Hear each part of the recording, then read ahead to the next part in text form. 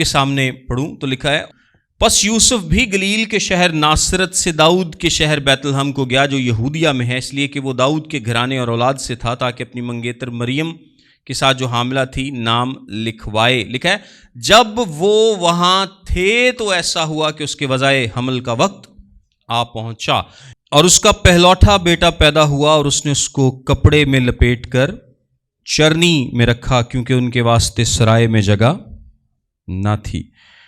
آج تھوڑی دیر کے لیے میں چاہتا ہوں کہ ہم اس بات کو ڈسکس کریں، اس بات پر سیکھیں جو کلام مقدس میں لکھا ہے کہ اس کے واسطے سرائے میں جگہ نہ تھی۔ میں تھوڑی سی آپ کو ہسٹری یا کانٹیکسٹ بتاتا چلوں کہ یوسف اور مریم ناصرت سے تعلق رکھتے تھے۔ کہاں سے؟ ناصرت سے تعلق رکھتے تھے، لیکن ان کے جو آباء و اجداد تھے وہ کہاں پر رہتے تھے؟ بیت لحم میں۔ کہاں پر؟ بیت لحم میں۔ اور بیت لحم کس کا شہر ہے؟ داؤد کا۔ کس کا شہر ہے؟ داؤد کا شہر ہے۔ سو اس کا یہ مطلب ہے کہ ہم نہیں جانتے کہ کتنا عرصہ پہلے، کلام مقدس ہمیں یہ نہیں بتاتا کہ کتنا عرصہ پہلے یوسف کے آباء و اجداد اور مریم کے آباء و اجداد بیت لحم میں رہتے تھے، اور کب اور کون ان میں سے ناصرت میں شفٹ ہو گیا۔ اب ناصرت آپ کو پتہ ہے کہ کافی دور ہے، جو بیت لحم ہے اس سے ناصرت کافی دور ہے۔ جو ناصرت ہے یہ گلیل کے صوبے میں ہے، اور بیت لحم یہودیہ کے صوبے میں ہے، اور ان دونوں کا آپس میں فاصلہ تقریباً 150 کلومیٹر ہے۔ یعنی یہ اگر آپ پیدل جائیں تو راستے کے حساب سے تقریباً 3 دن کا سفر بنتا ہے، اور اگر آپ آج کل تو یہ تھوڑا سا 2-3 گھنٹے تھا، لیکن اس زمانے میں جو ٹریول کے مینز تھے اس کے حساب سے یہ تقریباً 3 دن کا سفر بنتا ہے۔ کس وجہ سے یہ وہاں پر گئے ہم نہیں جانتے، لیکن چونکہ ان کے آباء و اجداد کا تعلق بیت لحم سے ہے، جب کیسر اوگسطس کی طرف سے حکم ہوا کہ سب لوگ اپنے اپنے علاقوں میں جا کر نام لکھوائیں۔ ایک بات میں ویسے آپ کو بتاتا چلوں کہ جو کیسر اوگسطس کی طرف سے حکم تھا وہ اپنے علاقوں میں جا کر نام لکھوانے کا نہیں تھا۔ وہ حکم کیا تھا کہ سب لوگ نام لکھوائیں، اپنے آپ کو رجسٹر کرائیں۔ آپ کو پتہ ہے کہ پاکستان میں بھی جب مردم شماری ہوتی ہے تو لوگوں کے نام لکھے جاتے ہیں۔ اور مردم شماری کیوں کی جاتی ہے؟ ویسے مردم شماری لوگوں کو کاؤنٹ کرنے کے لیے کی جاتی ہے، لیکن اس کے پیچھے جو مقصد ہوتا ہے اکثر وہ یہ ہے، ایک تو آپ آبادی کا اندازہ لگا سکیں، اور دوسرا آپ ٹیکسیشن کا اندازہ لگا سکیں۔ ماڈرن تو کافی زیادہ اس کے مقاصد ہیں، لیکن پچھلے زمانے میں عام طور پر اس لیے مردم شماری کی جاتی تھی تاکہ آپ ٹیکس کا حساب لگا سکیں کہ اس ملک میں کتنے لوگ رہتے ہیں اور ان کا ٹیکس کتنا بن سکتا ہے، کتنی اسٹرینتھ ہے۔ ایک اور مقصد ہوا کرتا تھا کہ فوج میں بھرتی ہونے والے لوگ کتنے ہیں۔ خیر بنی اسرائیل کے لوگوں کو وہ فوج میں نہیں لیتے تھے، سو ہم کہہ سکتے ہیں کہ بنی اسرائیل کو کاؤنٹ کرنے کے لیے جو ان کا مقصد تھا وہ صرف ٹیکسیشن ہی ہو سکتا تھا کہ ٹیکس کتنا۔ اب ٹیکس آپ نے وہ ناصرت میں رہتے ہیں وہاں پہ بھی لینا ہے، آپ بیت لحم میں رہتے ہوں وہاں پہ بھی لینا ہے، سو اس سے فرق نہیں پڑتا کہ آپ کہاں پہ رہتے ہیں۔ لیکن چونکہ یہودی لوگ نسب ناموں پر بہت زیادہ زور دیتے تھے، اس لیے یہ کوئی یہودی ریکوائرمنٹ مانا جاتا ہے کہ یہ یہودی ریکوائرمنٹ تھی کہ آپ اپنے آبائی علاقے میں جا کر نام لکھوائیں تاکہ آپ کا نام وہاں پر ہی کاؤنٹ ہو۔ اور یہ بھی ضروری نہیں تھا کہ مرد اور عورت دونوں جا کر نام لکھوائیں، خاندان کا صرف سربراہ جا کر نام لکھوا سکتا تھا، یعنی یوسف اکیلا بھی نام لکھوا سکتا تھا۔ لیکن یوسف مریم کو کیوں لے کر گیا؟ یہی مانا جاتا ہے تاکہ لوگ مریم کو تانے نہ دیں، لوگ مریم کو تانے نہ دیں، اور دوسری وجہ یہ بھی ہے کہ وہ اس حال میں مریم کو اکیلا چھوڑنا نہیں چاہتا تھا۔ ایک اور جاتے جاتے میں آپ کو بات بتا دوں، مطلب اس بات سے ریلیٹڈ، کہ ہم اکثر ہمارے ذہن میں ایک سوال اٹھتا ہے کہ کیوں آخر اتنی کیا پڑی تھی کہ مریم ایک پریگننٹ عورت جس کا بچہ ہونے والا ہے اس کو وہ ساتھ لے کر جائے۔ پیدائش کے بعد بھی تو جا سکتا تھا، یا تھوڑا عرصہ پہلے بھی جا سکتا تھا. تو یہی مانا جاتا ہے کہ ملٹیپل ٹائمز وارننگز مل چکی تھیں اور یہودی جو تھے وہ اس وارننگ پر پورا نہیں اتر رہے تھے, یعنی اس پر کمپلائی نہیں کر رہے تھے. تو یہ لاسٹ وارننگ تھی, اب مزید کوئی ٹائم نہیں دیا جائے گا. جس طرح جب آپ کو یاد ہے کہ پاکستان میں سمز جو تھیں وہ نام پہ کرنے کے لیے انہوں نے پہلے کتنا ٹائم دیا تھا, آئی تھنک 6 ماہ کا. پھر آہستہ آہستہ انہوں نے کہا کہ جی اگلے ہفتے تک سم نہ ہوئی نا, فلاں تاریخ تک سم نہ رجسٹر ہوئی تو تاڑی سم بند کر دیتی جائے گی. تو یہی کہا جاتا ہے کہ یہ اسی طرح کی ایک سخت وارننگ تھی کہ اب مزید وقت نہیں دیا جائے گا, جو بندہ نام نہیں رجسٹر کرائے گا وہ حکومت سے نہیں بچ پائے گا. سو اس لیے آخری حد تک اس کو پریگننٹ بیوی کو ہی ساتھ لے جانا پڑا تاکہ وہ اس حکم پر عمل کر سکے. بہرحال وہ بیت الحم پہنچتے ہیں. اب چونکہ آپ کو پتہ ہے کہ عام سم, اگر میں سم والی ہی مثال دوں تو 6 ماہ پہلے کتنا کے رش ہوگا, کیا خیال ہے؟ 6 ماہ پہلے تو فرینچائزاں کے کوئی ایڈا زیادہ لینا نہیں لگیاں ہوندیاں, لیکن جب پتہ چلے کہ 2 دن رہ گئے نے تو پھر کی ہوندا ہے, پھر لینا لگ جاندیاں, رش لگ جاتا ہے.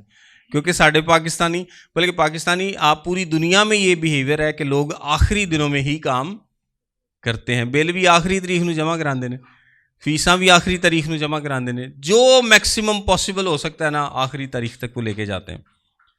تو اب اگر یوسف اور مریم صرف 2 لوگ ہی تھوڑی ہیں, اگر آخری تاریخوں میں نام لکھوا رہے ہیں تو اس کا مطلب ہے کہ بہت زیادہ لوگ ہوں گے جو کہ اس آخری وارننگ کے بعد نام لکھوانے گئے ہوں گے. اب جب بھی مردم شماری ہوتی ہے تو سب سے پہلی جگہ کس کو ملتی ہے؟ اب بیت الحم تو ایک چھوٹا سا گاؤں ہے, چھوٹا سا شہر ہے, اور بیت الحم میں آپ دیکھیں کہ کوئی کمرشل ہوٹل کا ہونا تقریباً ناممکن ہے. یعنی اگر میں اپنے گاؤں کی بات کروں تو وہاں پر کوئی ایسا ہوٹل سرائے نہیں ہے. کوئی چھوٹی موٹی پلیس ہو سکتی ہے, لیکن چونکہ پرانے زمانے میں لوگ ٹریول کرتے تھے, فریکوینٹ ٹریول کرتے تھے, سو بعض اوقات چھوٹی چھوٹی جگہیں ہوتی تھیں جہاں پر لوگ رات کو ٹھہر سکتے تھے, لیکن وہ کوئی ہوٹل ٹائپ جگہ نہیں تھی ہوتی. ہاں, یروشلم جیسے شہر میں ہوٹل ہو سکتے تھے کیونکہ وہاں پر پوری دنیا سے لوگ عید منانے آیا کرتے تھے. تو جو بیت الحم ہے یہاں پر بڑا مشکل ہے کہ کوئی کمرشل ہوٹل ہوگا. چھوٹا موٹا کوئی سرائے ہو سکتا ہے ضرور, لیکن اس طرح کا بڑا کمرشل کوئی حساب کتاب نہیں ہوگا, کیونکہ یہ یروشلم سے تقریباً 8-9 کلومیٹر کے فاصلے پر تھا اور یہ ایک گاؤں ٹائپ تھا چھوٹا سا, اور کسی بڑے روڈ پر نہیں آتا تھا. یعنی اگر میں یہاں سے بات کروں کہ ہم یہاں سے ملتان جاتے ہیں تو راستے میں آپ کو کئی گاؤں ملیں گے جو کہ بالکل مین روڈ کے اوپر ہوتے ہیں. تو وہاں پہ تو پھر بھی چانس ہے کہ مین روڈ سے جاتے ہوئے لوگ اس گاؤں میں ٹھہر سکتے ہیں, لیکن بیت الحم کسی بھی مین روڈ کے اوپر نہیں تھا, بلکہ یہ ایک سائیڈ پر تھا, اور سائیڈ پر جانا جو ہے وہ مشکل ہے, کیونکہ اگر لوگ ٹریول کر بھی رہے ہیں, کسی مین شاہراہ پر ٹریول کر بھی رہے ہیں تو وہ سائیڈ پہ نہیں جائیں گے, بلکہ جو راستے میں گاؤں آتے ہیں وہاں پر جائیں گے. سو بیت الحم میں یہ لوگ پہنچتے ہیں, اور بیت الحم میں جو آبادی تو ڈیفینیٹلی اس کی تھوڑی سی ہے, اس کا مطلب کیپیسٹی بھی تھوڑی سی ہے, لیکن بہت سارے لوگ آئے ہوں گے. اب بیت الحم میں اس وقت بہت زیادہ رش ہوگا, لوگ, ان کے رشتہ دار, پھر یہودی آفیشلز. یعنی جب یہاں پر مردم شماری ہوتی ہے تو آپ کو پتہ ہے کہ کچھ لوگ فوج سے آتے ہیں نا, کچھ لوگ پولیس سے آتے ہیں, کچھ ٹیچرز گورنمنٹ لیتی ہے, کوئی نہ کوئی اس طرح کے لوگ ہیں جو کہ آپ کے اس پروسیس میں انوالو ہوتے ہیں. سو اس کا مطلب یہ ہے کہ اگر رومن گورنمنٹ یہ مردم شماری کرا رہی ہے تو سب سے پہلے نمبر پر وہاں پر کون سے آفیشلز ہوں گے؟ رومن گورنمنٹ کے. کون سے ہوں گے؟ رومن گورنمنٹ, یعنی رومی فوجیوں کی طرف سے مقرر کردہ لوگ وہاں پر ہوں گے. اور اس کے بعد کون سے ہوں گے؟ جو یہودی ان کا ساتھ دے رہے ہیں. سو اگر کوئی ہوٹل, کوئی سرائے, کوئی ان, کوئی چھوٹی موٹی جگہ ایسی ہوگی بھی جس میں آپ ٹھہر سکتے ہیں, تو سب سے پہلا نمبر کس کو ملے گا؟ رومیوں کو ملے گا, کیونکہ وہ وہاں پر قابض ہیں. دوسرا نمبر کس کو ملے گا؟ دوسرا نمبر ملے گا یہودیوں کو. اور تیسرے نمبر پر وہ لوگ آئیں گے جو کہ ادھر ادھر سے آئے ہیں اور ان کے رشتہ داروں کے ہاں پر جگہ نہیں ملی۔ اب جہاں تک سرائے کی بات میں نے آپ کو بتائی ہے کہ یہ سچویشن ہے، رش ہے، لوگ ہی لوگ ہیں، لوگ بہت زیادہ ہیں اور لوگ وہاں پر نام لکھوانے کے لیے آئے ہیں۔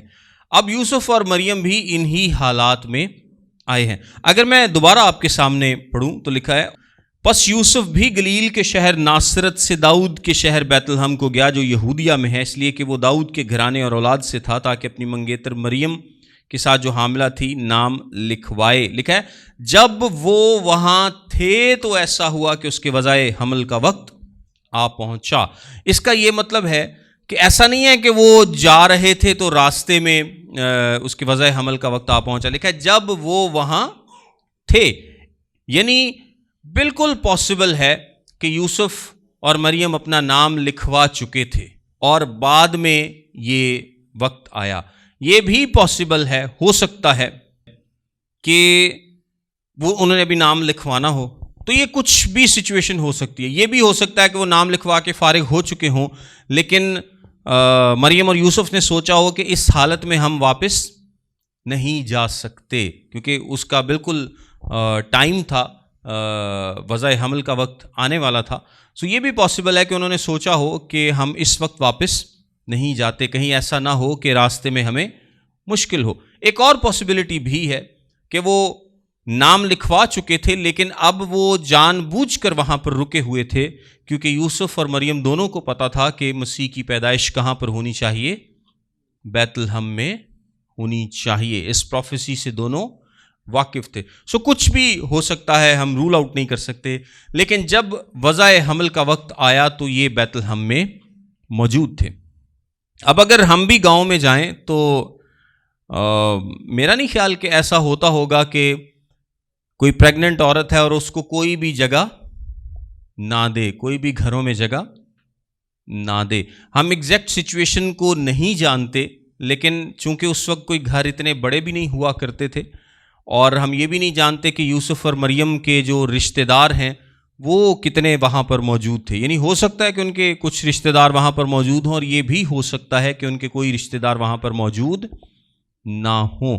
اور یہ بالکل پاسبل ہے کہ اگر آپ کا کوئی رشتہ دار نہیں ہے اور کوئی اس طرح سے پریگننٹ عورت آتی ہے تو لوگ کہیں کہ نہیں ہم آپ کو جگہ نہیں دے سکتے، کیونکہ ان کو پتہ ہے کہ اس کے لیے اسپیشل پھر کیئر بھی کرنی پڑے گی اور سارا کچھ کرنا پڑے گا۔ آلدو کہ گاؤں کے لوگ مہمان نواز ہوتے ہیں، لیکن اس وقت سچویشن ان کے لیے یہ ہے کہ کسی نے ان کو جگہ نہیں دی، کیونکہ میرا ماننا ہے کہ وہ سب سے پہلے اپنے کسی رشتہ دار کی طرف گئے ہوں گے تاکہ ان کو کہیں نہ کہیں پر ٹکنے کی جگہ مل جائے۔ اس کے بعد انہوں نے سرائے ٹرائی کیا ہوگا کہ چلو اگر رشتہ دار کی طرف نہیں ملتا تو جو چھوٹی موٹی رہنے کی جگہ ہے وہاں پر ہی کوشش کی جائے اور ہم وہاں پر ہی رہ سکیں، لیکن کسی سرائے میں بھی جگہ نہیں تھی۔ یہ بات بالکل ہم سب کے ذہنوں میں آتی ہے کہ چلیں اگر سرائے میں بھی جگہ نہیں ہے، گھروں میں بھی جگہ نہیں ہے، اور سرائے یہ جو لکھا نا چرنی میں جو پیدائش ہے، لپیٹ کر چرنی میں رکھا، یہ میں آپ کو بتاتا چلوں کہ یہ جو کاتالوما لفظ استعمال ہوا ہے، بیسیکلی چھوٹے چھوٹے جو ہوٹل تھے، چھوٹے چھوٹے جو سرائے تھے، یا چھوٹی موٹی رہنے کی جو جگہ بنی ہوتی تھی، اس کے ساتھ ایک پارکنگ ٹائپ جگہ بھی ہوتی تھی۔ جس طرح ہم نے یہ ساتھ جگہ تیار کی ہے نا پارکنگ کے لیے، تو ایک پارکنگ والی جگہ بھی ہوتی تھی، اور جب بھی آپ کسی ہوٹل میں جاتے ہیں تو آپ کو ایک ساتھ جگہ ملتی ہے جو کہ پارکنگ کے لیے مختص ہوتی ہے۔ تو اس میں، اور پارکنگ اس وقت گاڑیوں کی تو نہیں تھی ہوتی، وہ تو کھوتے گھوڑیاں دی پارکنگ سی نا، یعنی آپ یا تو گدھوں پہ ٹریول کرتے تھے، یا آپ گھوڑوں پہ ٹریول کرتے تھے، یا اونٹوں پہ ٹریول کرتے تھے۔ تو یہی جانور جو ہیں اس سرائے کے ساتھ جو جگہ ہے وہاں پر باندھے جاتے تھے، کیونکہ جہاں سے بھی آپ آئیں گے آپ کے ساتھ کوئی نہ کوئی جانور ہوگا جس پر بیٹھ کر آپ آئیں گے۔ کوئی گاڑیاں شاڑیاں تو تھی نہیں، تو جب جانور ساتھ آئیں گے تو اگر 2-3 کمرے آپ کے رہنے کے لیے ہیں تو ایک آدھا کمرہ انہوں نے جانوروں کے لیے بھی بنایا ہوتا تھا، جہاں پر جانوروں کو چارہ ڈالا جا سکے یا جانوروں کو باندھا جا سکے۔ تو موسٹ پروبیبلی یہی مانا جاتا ہے کہ یہ جو سرائے ہے اس کے ساتھ جو جانوروں کے لیے مختص جگہ تھی وہاں پر ان کو جگہ ملی ہے۔ ایک چیز ضرور ہو سکتی ہے یہاں پر کہ سرائے میں بہت رش ہو اور ظاہری سی بات ہے کہ جب اتنے زیادہ لوگ ہوتے ہیں اور آپ سب کو ایمرجنسی پڑی ہوتی ہے اور اوپر سے سردی بھی تھی، تو یوسف اور مریم نے اس جگہ کو بھی بہتر سمجھا ہو کہ چلو ایٹ لیسٹ پرائیویسی تو ملے گی، ایٹ لیسٹ پرائیویسی تو ملے گی، کیونکہ ان کو اس وقت کس چیز کی ضرورت تھی؟ پرائیویسی کی ضرورت تھی۔ مطلب وہاں پر اگر 2-3 کمرے ہوں، فرض کریں وہاں پر اگر ڈھیروں لوگ بیٹھے ہیں تو ان کو ضرورت ہے کسی خاص جگہ کی، الگ جگہ کی، کیونکہ مریم کی جو حالت ہے اس کو پرائیویسی کی ضرورت ہے۔ سو انہوں نے اس کو بھی ایک بہتر پلیس سمجھا ہوگا، ایٹ لیسٹ وہاں پر پرائیویسی تو ہے۔ لیکن ایک بات ہے کہ اس سردی کے موسم میں اگر کوئی کمبل یا کوئی اوڑھنے کی چیز کچھ بھی اس طرح کا مل سکتا ہے تو وہ سرائے میں تو مل سکتا ہے، لیکن ساتھ چرنی میں جو لوگ رہ رہے ہیں ان کو بھی اگر مل جائے اس کی پاسبلٹی کم ہے۔ اس کی پاسبلٹی کیا ہے؟ کم ہے۔ ہو سکتا مطلب ایک گھر 'ਚ 3 ہی کمبل نے تو کہنے یار ساڈے تے 6 مہمان اگے آئے نے، اسے 2 کر کے پورے کیتے نے، ہن کدا کمبل لا کے تانوں دے دیے؟ کی خیال ہے؟ تو یہ ایک مشکل صورتحال تھی۔ بہرحال ان کو ایک سرائے میں جگہ ملی، اور اس سرائے میں جب وہ تھے تو اس کے وضع حمل کا وقت آ پہنچا۔ سرائے میں جگہ ملی مطلب سرائے کے استبل میں یا سرائے کے ساتھ والی جگہ جہاں جانور باندھے جاتے ہیں وہاں پر جگہ ملی ہے، ان کو پراپر سرائے میں جگہ نہیں ملی۔ آگے لکھا ہے، اور اس کا پہلوٹا بیٹا پیدا ہوا اور اس نے اس کو کپڑے میں لپیٹ کر چرنی میں رکھا۔ اب یہاں پر ایک بڑی انٹرسٹنگ بات ہے کہ اگر تو مریم کی کوئی فیمیل رشتہ دار ہوتی، مطلب کوئی عورت اس کے ساتھ ہوتی، تو وہ اس عورت کے گھر میں ہوتی، وہ اس عورت کے گھر میں ہوتی۔ اور نارملی جیسے میں نے آپ کو بتایا کہ عورتوں کا جانا ضروری نہیں تھا، عورتوں کا جانا ضروری نہیں تھا۔ اس کا کیا مطلب ہے؟ اس کا مطلب ہے کہ زیادہ تر وہاں پر کون ہوں گے؟ مرد ہوں گے۔ اگر سرائے میں بھی جگہ نہیں ہے تو سرائے میں بھی کون ہوں گے؟ مرد ہی ہوں گے، کیونکہ عورتوں کا جانا ضروری نہیں ہے۔ یوسف مریم کو لے آیا ہے کیونکہ یہ اس کو اکیلا نہیں تھا چھوڑنا چاہتا اس حالت میں، لوگ تانے دیں گے یا اس کو ضرورت پڑ سکتی ہے، یا یوسف کو فرشتے نے کیونکہ خواب میں ہدایت دی تھی اور اس کو پتا تھا کہ یہ جو بچہ پیدا ہونے والا ہے یہ بڑا اسپیشل بچہ ہے، تو میں اس کو اکیلا کسی صورت نہیں چھوڑ سکتا، میں اس کو ساتھ رکھوں گا جب تک یہ بچہ پیدا نہیں ہوتا۔ سو وہ اس کو اکیلا چھوڑنا نہیں چاہتا، اس لیے وہ اس کو ساتھ لے کے آیا۔ لیکن اس کا یہ مطلب نہیں ہے کہ باقی سارے لوگ بھی اپنی بیویوں کو ساتھ لے کے آئے ہوں۔ موسٹ پروبیبلی وہ مرد ہی مرد تھے جو نام لکھوانے گئے تھے، کیونکہ نام تو ایک ہی بندے نے لکھوانا ہے نا، وہ دس دے گا جی میرے خاندان چ فلاں فلاں لوگ نے، تو تسی لکھ لو سارے خاندان کے لیے آنا ضروری نہیں ہے۔ اس کا مطلب یہ ہے کہ مریم کے پاس کوئی ہیلپ اویلیبل نہیں ہوگی، مریم کے پاس کوئی ہیلپ اویلیبل نہیں ہوگی۔ یہ وہ وقت ہوتا ہے ایک عورت کے لیے جب اس کو دنیا میں سب سے زیادہ ہیلپ کی ضرورت ہوتی ہے۔ جتنی مائیں ہیں وہ اس بات کو سمجھ سکتی ہیں، جان سکتی ہیں کہ ایک عورت کے لیے جب بچہ پیدا ہوتا ہے تو آس پاس مدد کا ہونا کتنی امپورٹنس رکھتا ہے۔ آج تو چلیں اگر ہسپتالوں میں پیدا ہوں تو ڈاکٹرز ہوتے ہیں، نرسز ہوتی ہیں، بہت سارے لوگ ہوتے ہیں، رشتہ دار ہوتے ہیں، ایون کہ اگر گھروں میں بھی بچے پیدا ہوں تو آپ کے آس پاس بہت سارے لوگ ہوتے ہیں جو کہ آپ کا خیال رکھتے ہیں۔ عورت کو تو کچھ نہیں کرنا پڑتا، ایسا ہے کہ نہیں؟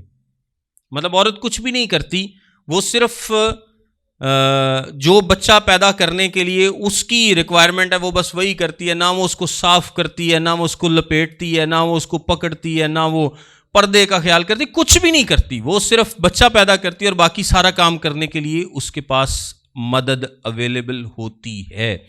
لیکن یہاں پر اگر آپ دیکھیں تو مریم کے پاس کوئی مدد بظاہر اویلیبل نہیں ہے، اس کے پاس صرف یوسف ہے۔ اور اس زمانے مرد تو آج بھی انوالو نہیں ہوتے، تو یہی مانا جاتا ہے کہ شاید اس وقت بھی مرد جو تھے وہ اس طرح سے انوالو نہیں ہوتے تھے۔ سو اس کا مطلب یہ ہوا کہ مریم نے سارے کام اکیلے کیے ہیں۔ مریم نے کیا کیا ہے؟ سارے کام اکیلے کیے ہیں۔ لکھا ہے، اور اس کا پہلوٹا بیٹا پیدا ہوا اور اس نے اس کو کپڑے میں لپیٹ کر چرنی میں رکھا۔ کس نے لپیٹ کر رکھا ہے؟ مریم نے۔ کوئی ہیلپ اویلیبل نہیں ہے، کوئی مدد اویلیبل نہیں ہے، کوئی لمبی لائن نہیں ہے بڑھیاں دی جناب کہ کوئی بچے نو پھاڑ رہا ہے، کوئی اس کی پیدائش میں اس کی مدد کر رہا ہے، کوئی صاف کر رہا ہے، پھر بچے کو نمک لگایا جاتا تھا بیماریوں سے بچانے کے لیے، کوئی نمک لگا رہا ہے، کوئی کچھ کر رہا ہے، ایک پٹیوں میں لپیٹا جاتا تھا، کوئی لپیٹ رہا ہے، کوئی مریم کا خیال کر رہا ہے، ایسا کچھ نہیں تھا۔ یہ دنیا کی سمجھ لیں کہ ایک طرح کی تنہا ترین پیدائش ہوگی، بالکل کوئی مدد نہیں، اکیلے سب کچھ مریم نے کیا، اس کے پاس کوئی مدد اویلیبل نہیں ہے۔ مطلب یہ آج کل کے بادشاہوں والی پیدائش نہیں ہے، نہ ہی بادشاہوں کے، آج کل تو مطلب عام لوگوں کی پیدائش میں بھی ان کو اتنی مدد اویلیبل ہوتی ہے، لیکن مریم کے پاس کوئی مدد اویلیبل نہیں ہے۔ اس نے سب کچھ خود ہی کیا ہے، اس نے بچے کو بھی پیدا کیا، اس نے اس کو لپیٹا بھی، اس نے اس کو صاف بھی کیا، اس کو چرنی میں بھی رکھا، سب کچھ اس نے خود کیا ہے۔ اور کیا بھی کیسی جگہ پر ہے جہاں پر صفائی کا کوئی انتظام نہیں ہے، جہاں پر تنہائی ہے، صرف یوسف اس کے پاس ہے اور جانور جہاں پر آس پاس بندھے ہوئے ہیں۔ سو ایسی جگہ میں یہ کام مریم نے کیا، اور کوئی جگہ اویلیبل نہیں تھی۔ اور یہ جو کپڑے میں لپیٹنا ہے، یہ یہودی مائیں، بلکہ آج کل بھی بچے کو لپیٹا جاتا ہے، آپ کو پتہ ہے، کیونکہ وہ ایک دم سے جب ماں کے پیٹ سے نکلتا ہے تو اس کو نہیں پتہ ہوتا موومنٹ کا، اس کو ایک دم سے فوراً سے لپیٹ دیا جاتا ہے تاکہ اس کو وہی گرم گرم فیلنگ آئے جو کہ ماں کے پیٹ میں ہوتی ہے، اس کو یہ نہ لگے کہ میں دنیا میں پتہ نہیں کہاں پر آ گیا ہوں، تو اس کو بالکل لپیٹ دیا جاتا ہے تاکہ وہ ہاتھ پاؤں فوراً نہ مارے اور اس کو وہی فیلنگ آئے، ایٹ لیسٹ جتنے عرصے کے لیے بھی اس کو لپیٹا جاتا ہے۔ اور لپیٹ کر اور کوئی جگہ نہیں تھی رکھنے کے لیے، تو وہاں پر جو ایک کھرلی تھی جس میں جانور چارہ کھاتے ہیں، تو اسی کھرلی میں ہی انہوں نے بچے کو کیا کیا، رکھ دیا۔ اور ایک اور اگر آپ بات سوچیں تو تھوڑا سا زیوم ہی کر لیں نا، تو ہم اگر آپ گاؤں میں کبھی جائیں نا، تو کسی جانوروں والے کمرے میں اگر آپ جائیں تو آپ 2-3 منٹ سے زیادہ کھڑے نہیں ہو سکتے، کیونکہ وہاں پہ کیا ہوتا ہے، بدبو ہوتی ہے۔ اور چونکہ ہم لوگ یوز ٹو نہیں ہیں اس بدبو کے، اس لیے جب آپ اس روم میں جائیں گے جہاں پر جانور باندھے جاتے ہیں تو آپ سے زیادہ دیر کھڑا نہیں ہوا جائے گا، آپ کو بدبو آئے گی، آپ کا وہ سانس گھٹنا شروع ہو جائے گا، تو آپ کو بڑا عجیب لگے گا۔ لیکن یسوع مسیح وہاں پر پیدا ہوئے، اور جب دنیا میں اس زمین پر آ کر انہوں نے پہلا سانس لیا ہوگا تو اسی بدبو میں سانس لیا تھا، اسی بدبو میں پہلا سانس لیا تھا۔ یہاں سے میں اس کو یہاں پہ کلوز کرتا ہوں، یہ واقعہ تو بڑا زبردست ہے، لیکن میں آپ کو ایک بات بتاتا چلوں جو غور طلب بات ہے، کہ یسوع مسیح نے میرے اور آپ کی خاطر یہ سب کچھ کیا، یعنی اس نے اپنے آپ کو بالکل خالی کر دیا، عام انسانوں کی طرح وہ بن گیا۔ کلام میں لکھا ہے کہ وہ دولت مند تھا مگر ہماری خاطر غریب بن گیا، ہماری خاطر اس نے یہ سب کچھ کیا، اور اس نے وہ بدبو بھی برداشت کی جو کہ شاید ہم بھی برداشت نہیں کرتے۔ وہ چاہتا تو کسی محل میں پیدا ہو سکتا تھا، پھر بھی وہ نجات کا کام کر سکتا تھا، وہ چاہتا تو کسی اچھے بڑے گھر میں پیدا ہو سکتا تھا، شان و شوکت کے ساتھ پیدا ہو سکتا تھا، لیکن اس نے یہ سب کچھ نہیں کیا، بلکہ اپنے آپ کو کیا کیا ہے، خالی کیا ہے، اور لوئسٹ ترین لوگوں کے ساتھ اپنی شناخت ظاہر کی ہے، اور بدبو کو برداشت کیا ہے۔ لیکن ایک بات میں آپ کو بتاتا چلوں کہ اس بدبو کو تو یسوع مسیح نے برداشت کر لیا، لیکن جو ہمارے گناہوں کی بدبو ہے اس کو وہ برداشت نہیں کرتا، اس نے ہماری خاطر اس بدبو کو، اس ماحول کو برداشت کیا ہے، لیکن گناہ کو وہ برداشت نہیں کرتا۔ اس نے یہ کیا ہی اسی لیے تھا تاکہ ہم کیا کریں، گناہوں سے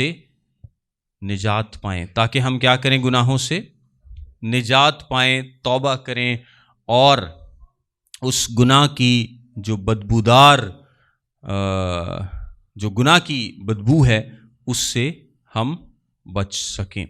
سو میرے عزیزو، اگر آج بھی ہم گناہ میں، اس بدبو بھری زندگی میں، اس بدبو بھرے ماحول میں اپنی زندگی گزارتے ہیں، تو اس کا کیا مطلب ہے کہ یسوع مسیح کے بدبو کو برداشت کرنے کا ہمیں کوئی فائدہ نہیں ہوا. اگر ہم نے توبہ نہیں کی، ہم اپنی گناہ کی بو میں اسی گند میں ہیں جس سے وہ نکالنے کے لیے اس دنیا میں آیا، جس سے وہ ہمیں نکالنے کے لیے اس دنیا میں آیا. تو اس کا مطلب ہے کہ اس کے آنے کا ہمیں کوئی فائدہ نہیں ہوا. اس بدبو کو تو اس نے برداشت کر لیا، لیکن گناہوں کی بدبو کو وہ برداشت نہیں کرے گا. یہ سب کچھ کرنے کے بعد بھی اگر ہم توبہ نہیں کرتے، اس کے پاس نہیں آتے، تو ہمارے لیے اور کوئی آپشن نہیں ہے. خدا آپ سب کے ساتھ ہو. God bless you all.